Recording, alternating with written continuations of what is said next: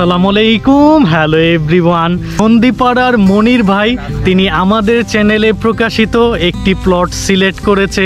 তো তিনি সেই প্লটটি কিনতে ভয় পাচ্ছে, তাই তিনি আমাদের সাথে যোগাযোগ করলো।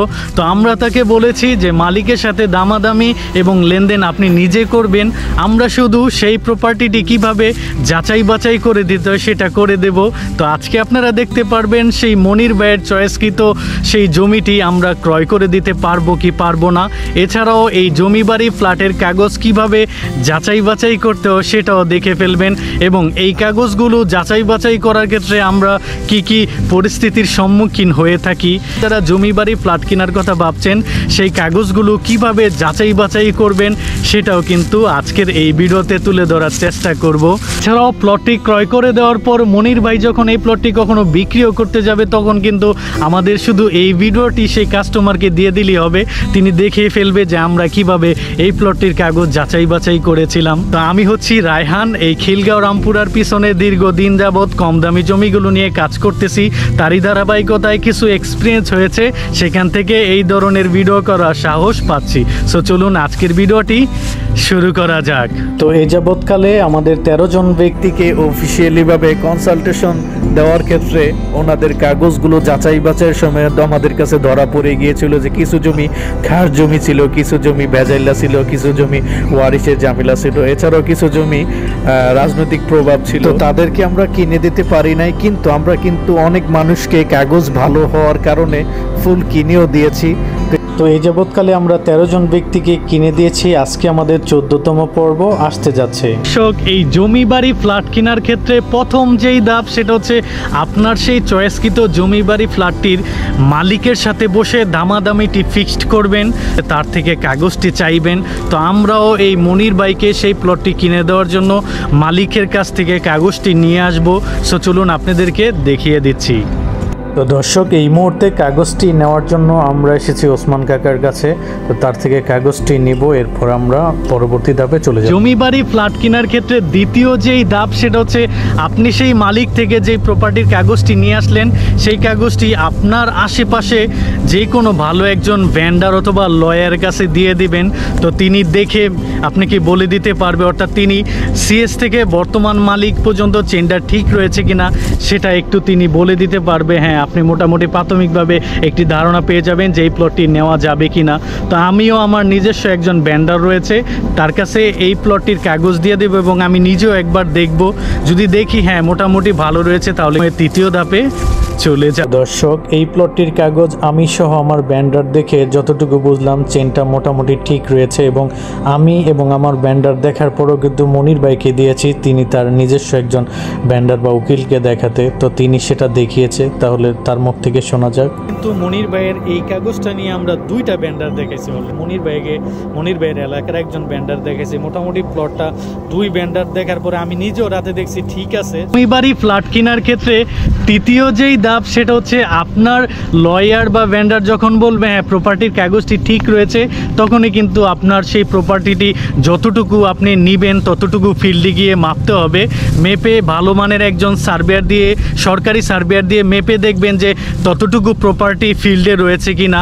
তো চলুন আমিও দেখিয়ে দিচ্ছি এই মনির ভাইয়ের প্রপার্টিটা আমরাও কিন্তু ভালো একজন সার্ভেয়ার এনে মেপে দেখব যে যেই পরিমাণ আমরা নিচ্ছি সেই পরিমাণে ফিল্ডে ঠিক রয়েছে কিনা।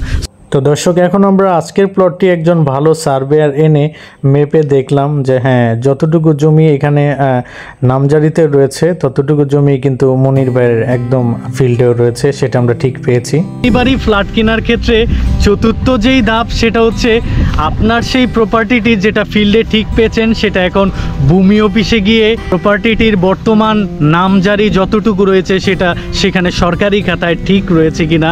এছাড়াও সেখানে গিয়ে এই প্রপার্টিটি কোন তালিকা রয়েছে একটু চেক করতে পারবেন, ক তালিকা খ তালিকা নাকি কোনো ধরনের এখানে সরকারি জমি রয়েছে সেটাও চেক করতে পারবেন। এছাড়াও আজকের এই প্রপার্টিটি ভূমি অফিসে গিয়ে আপনারা কিন্তু চেক করতে পারবেন এই সরকারি কোনো সংস্থা জমি কিনেছে কিনা, ধরেন রেলওয়ে জমি কিনেছে কিনা অথবা তিতাস কোম্পানি জমি কিনেছে কিনা, বা এই প্লটটির উপরে কোনো সরকারি বাধা টাধা রয়েছে কিনা, অথবা এই প্রপার্টিটির উপর কোনো ধরনের মামলা রয়েছে কিনা, এটাও কিন্তু আপনারা ভূমি অফিসে গিয়ে চেক করতে পারবেন। আরও অনেক কিছু চেক করা যায় ভূমি অফিসে গিয়ে, চলুন আমি দেখিয়ে দিচ্ছি। তো দর্শক অবশেষে চলে আসলাম আজকে সেই প্লটটির ভূমি অফিসটি, যেটা শাহজাহানপুর পড়েছে। তো দেখতে পাচ্ছেন আমরা শাহজাহানপুর এসেছি। তো এখন আমরা এই প্লটটির সেই ভূমি অফিসে যে ইয়াগুলো রয়েছে নামজারিটা সেটা চেক করব, আরও বিভিন্ন বিষয়গুলো চেক করব।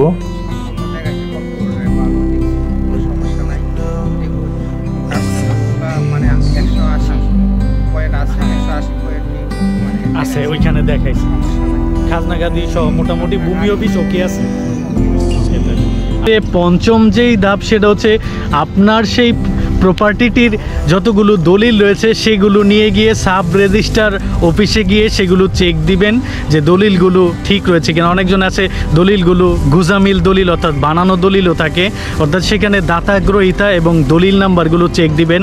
এছাড়াও রেজিস্ট্রি অফিসে গিয়ে আপনারা চেক দিতে পারবেন এই প্রপার্টিটা বর্তমান পর্যন্ত কারো কাছে সে চুপি চুপি বিক্রি করেছে কিনা, অর্থাৎ কারো কাছে সে ইতিপূর্বে রেজিস্ট্রি করেছে কিনা, এগুলো কিন্তু একটি তল্লাশি দেওয়া যাবে।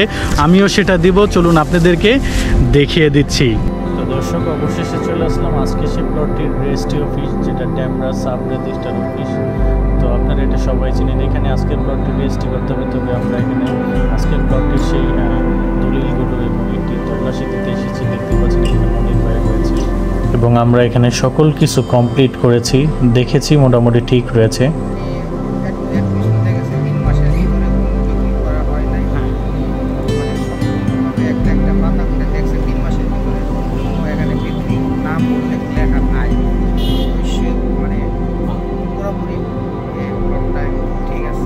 ষষ্ঠ যেই ধাপ সেটা হচ্ছে আপনার সেই প্রপার্টিটি যদি ঢাকা সিটির ভিতরে হয়, এটা শুধু ঢাকা সিটির ভিতরে হলে সেই প্রপার্টিটি রাজুকে গিয়ে চেক দিতে হবে। তো দর্শক এই জমি বাড়ি ফ্ল্যাট কেনার ক্ষেত্রে সপ্তম যেই ধাপ সেটা হচ্ছে এই যেই প্রপার্টি সবগুলো যাচাই বাছাই করলেন, এখন এই প্রপার্টিটির ব্যাপারে আশেপাশের মানুষ কীরকম বলে, অর্থাৎ এই প্রপার্টিটি নিয়ে কোনো রাজনৈতিক ঝামেলা রয়েছে কিনা, অথবা এলাকার কোনো ঝামেলা রয়েছে কিনা, অথবা পারিবারিক কোনো ঝামেলা রয়েছে কিনা। কিন্তু এই প্রপার্টিগুলোর আশেপাশের মানুষ থেকে কিছুটা যাচাই বাছাই করে নেব যে প্রপার্টিটা কোনো ধরনের ঝামেলা রয়েছে কিনা। তো চলুন আমি আপনাদেরকে দেখিয়ে দিচ্ছি। তো আমরা এই প্রপার্টিটির আশেপাশে অনেক মানুষকে জিজ্ঞাসা করেছি আজকের এই প্রপার্টিটার ব্যাপারে, কারোর মুখ থেকে কোনো খারাপ ধরনের কথা শুনি নাই। এজন্য শুনি না যে আসলে প্রপার্টিটা ছিল কুমিল্লার এক ব্যক্তির, তিনি বিক্রি করে দিয়ে চলে গিয়েছে। তো তার আগে যারা ছিল সেটাও ঠিক রয়েছে। বাড়ি ফ্ল্যাট কেনার ক্ষেত্রে অষ্টম যেই ধাপ সেটা হচ্ছে আপনি যখন এই প্রপার্টিটি সকল কিছু যাচাই বাছাই করে দেখলেন যে না ওকে আছে, এখন আর নিশ্চিন্তে আপনি সেই প্রপার্টিটি মালিকের সাথে বসে একটি ডেট ফিক্সড করে সেই প্রপার্টিটি একটি কাঁচা বায়না অথবা সবচেয়ে ভালো হয় যদি রেজিস্ট্রেশন বায়না করে ফেলতে পারেন। তো যে কোনো বায়না করে সেই প্লটটিতে একটি সাইনবোর্ড দিয়ে দিবেন। সাইনবোর্ড দিলেই আপনি বুঝতে পারবেন যে এই প্লটটিতে আর কোনো ঝামেলা রয়েছে কিনা। যদি সাইনবোর্ড দেওয়ার পরে কয়েকটা দিন ওয়েট করার পরে যদি দেখেন যে ঠিক আছে, তখন কিন্তু আপনার পরবর্তীকালীন সময় একবারে রেজিস্ট্রি করে নিতে পারেন। তো আমরা এই প্রপার্টিটি সাইনবোর্ড দেব, অর্থাৎ একদম বায়না করে। চলুন আপনাদেরকে দেখিয়ে দিচ্ছি। তো দর্শক অবশেষে আমরা চলে আসলাম সাব রেজিস্ট্রার অফিসে। আজকে আমরা এই প্রপার্টিটির একটি রেজিস্ট্রেশন বায়না করব, অর্থাৎ কাঁচা বায়না না, রেজিস্ট্রেশন বায়না। তো দেখতে পাচ্ছেন আমরা অলরেডি রেজিস্ট্রেশন বায়না করার জন্য ভেন্ডার অফিসে চলে এসেছি। তো আমরা মোটামুটি রেজিস্ট্রেশন বায়না করে ফেলেছি আজকের এই প্লটটি, এবং রেজিস্ট্রেশন বায়না করেই কিন্তু মনির ভ্যান নামে একটি দেখতে পাচ্ছেন সাইনবোর্ড দিয়ে দিয়েছি, বায়না সূত্রে মালিক। তো দেখতে পাচ্ছেন সাইনবোর্ডটি এভাবে আমরা দিয়েছি মনির ভাইয়ের নামে, তো আপনারাও দিয়ে দিবেন। এই জমি বাড়ি ফ্ল্যাট কেনার ক্ষেত্রে নবম এবং লাস্ট যেই ধাপ সেটা হচ্ছে আপনি যখন প্রপার্টিটির একটি বায়না করে সাইনবোর্ড দিয়েছেন, দেখলেন যে না আর কোনো ঝামেলাই হলো না, তখন আপনি একটি ডেট ফিক্সড করে এবং আপনার টাকাটি গুছিয়ে সেই প্রপার্টিটা একবারে নিজের নামে রেজিস্ট্রি করে নিয়ে নেবেন। তো আমরাও কিন্তু সেই মনির ভাইকে সেই প্লটটি বর্তমানে একদম রেজিস্ট্রেশন করে তার নামে সাইনবোর্ড দিয়ে দিব। তো দর্শক লাস্ট যেই ধাপ সেটা হচ্ছে অবশেষে আমরা মনির ভাইকে একবারে প্লটটি রেজিস্ট্রেশন করে দিয়েছি, অর্থাৎ রেজিস্ট্রি করে দিয়েছি। এখন থেকে এই প্লটটির মালিক মনির ভাই হয়ে গেল এবং তিনি আস্তে আস্তে নামজারি করে নিজের নামে করে নিয়ে ফেললেই কিন্তু ভূমি অফিসে এখন থেকে তার নামে এই প্লটটি লিখিত থাকবে। তো যাই হোক, এইভাবেই কিন্তু আমরা বিভিন্ন মানুষকে প্লটগুলো কিনে দিয়ে থাকি। আপনারা দেখতে পাচ্ছেন লেনদেনগুলো এরকমভাবেই করা হয়। তো যাই হোক, তো দর্শক, আপনারা দেখলেন যে আমরা মনির ভাইকে একবারে প্লটটির রেজিস্ট্রেশন শেষ করে তাকে বুঝিয়ে দিয়েছি। মজার ব্যাপার হচ্ছে আজকের যে ভিডিওটা বানাচ্ছি এ থেকে 6 মাস আগে কিন্তু আমরা এই মনির ভাইকে এই প্রপার্টিটা কিনে দিয়েছি। তার মানে 6 মাস পরে আজকের এই ভিডিওটি করতেছি। তো আজকে পর্যন্ত এই মনির ভাইয়ের প্রপার্টিতে কিন্তু কোনো ধরনের ঝামেলা আজ পর্যন্ত বের হয় নাই। একটু পরে আপনারা মনির ভাইয়ের মুখ থেকেই শুনতে পারবেন। আর আজকে আমরা যখন মনির ভাইকে প্রপার্টিটা কিনে দিয়েছি তখন একটা দাম ছিল, আর বর্তমানে এই 6 থেকে 8 মাস পরে মনির ভাইয়ের প্রপার্টির দাম বেড়েছে কাঠাপ্রতি 2 লাখ টাকা করে। তার মানে তিনি যেই জমিটা কিনেছে তার মানে তার অনেক টাকা এখন লাভ হবে। তিনি সেল করলে এনি টাইম সেল করে যেতে পারবে, কারণ এই অঞ্চলে প্রচুর চাহিদা, যার কারণে আমরা বিজ্ঞাপনটাও দিয়েছিলাম এবং মনির ভাইকে আমি ওই প্লটটি সাজেশন করেছিলাম। তার বাজেটও অল্প ছিল, তাই তিনি কিনতেও পেরেছে। রায়হান ভাইকে খুবই আমার আন্তরিক ভাই, খুব বিশ্বাস করি। মানে বাইরে ছাড়া আমি এই কোনো কাজে আগাইতে মানে বাইরের ভিডিওগুলো দেখে আমার অনেক অনেক ভালো লাগছে, বা অনেক অনেক আমি বাইরে ধন্যবাদ জানাই। ভবিষ্যতে যেন বাইরে আরও আগাইতে পারে ইনশাল্লাহ আমরা সবাই দোয়া করি বাইরের জন্য। আর এই যে ভিডিওগুলো আপনারা সবাই লাইক দিবেন আর সবাই দেখবেন, আর যেগুলো ভিডিও আছে এগুলো আপনারা দেখলে বুঝতে পারবেন পার্ট বাই পার্ট প্রত্যেকটা ভূমি অফিস, এরপরে আপনার যেগুলা এই রেজিস্ট্রি অফিস প্রত্যেকটা পার্ট বাই পার্ট রাজুকের অনুমতি এগুলা বা একটার পর একটা দেখায় নিবে আপনার কোনো।